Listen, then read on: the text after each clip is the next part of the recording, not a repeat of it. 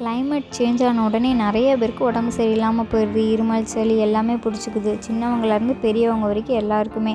அதனால் ஆடு தொடாத இலை அப்படின்னு ஒரு இலை இருக்குது. அந்த இலையில கஷாயம் செஞ்சு குடித்தோம் அப்படின்னா 3 நாளில் இருமல், சளி காணாமல் போயிடும். இப்போ ஆடா தோடைன்னு தான் நிறைய பேர் இதோட பேரை சொல்கிறாங்க. இந்த இலை ரொம்ப கசப்பாக இருக்கும். ஆடு மாடுங்களே இதை கடிக்கவே கடிக்காதான், அவ்வளோ கசப்பாக இருக்கும். இந்த இலைய ஒரே ஒரு இலை மட்டும் எடுத்துக்கோங்க. அதுக்கப்புறம் ஒரே ஒரு டம்ளர் தண்ணி எடுத்து அதை நல்லா கொதிக்க விடுங்க. கொதிக்கிற தண்ணியில் இந்த ஒரே ஒரு இலையை மட்டும் போட்டு அதோட ஃப்ளேவர் ஃபுல்லாக தண்ணியில் இறங்கணும்.